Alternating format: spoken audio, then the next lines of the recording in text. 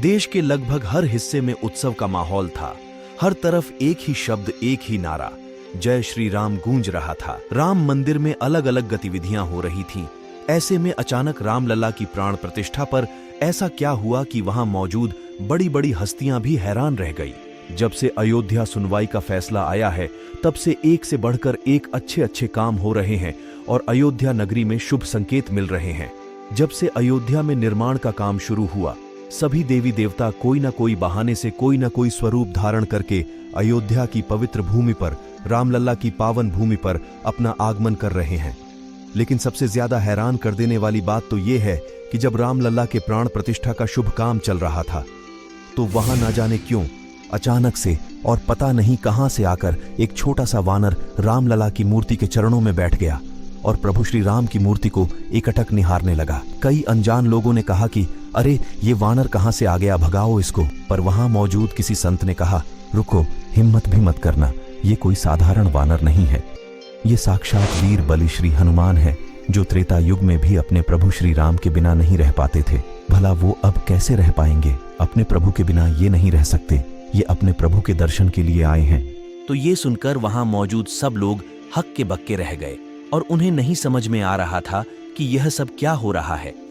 जब सभी देवी देवता भगवान श्री राम प्रभु के इस पवित्र मौके पर आ रहे हैं, तो भला हनुमान अपने प्रभु के बिना कैसे रह पाते?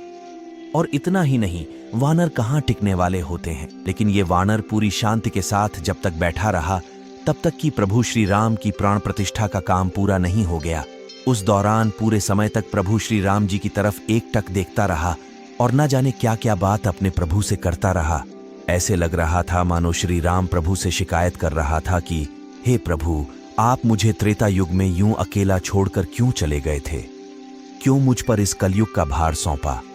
आपको पता है ना, मैं आपके बिना नहीं रह पाऊंगा। आखिर क्यों भगवान आप मुझे अकेला छोड़कर चले गए थे? आपको पता है कि कैसे मैंने एक एक दिन करके कितने युग निकाले हैं, कब से आपके आने की प्रतीक्षा कर रहा हूं। प्रभु, अब मुझे छोड़कर कभी मत जाना, ऐसी सजा फिर मत देना। प्रभु, बिना आपके नहीं रह पाऊंगा।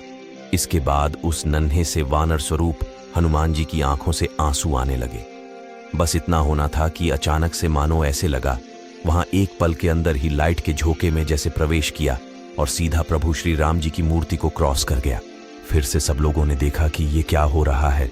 उसके बाद क्या दिखा कि प्रभु राम जी की आंखों में एक ऐसी चमक दिख रही थी, मानो अपने प्राणों से प्रिय भक्त को देखकर प्रभु श्री राम गदगद हो रहे हों और उस वानर से बात कर रहे हो जैसे कि हे मेरे हनुमान, तुम्हें क्या लगता है मेरे बिना तुम ही उदास हो, तुम ही मुझसे मिलने के लिए तरस रहे हो?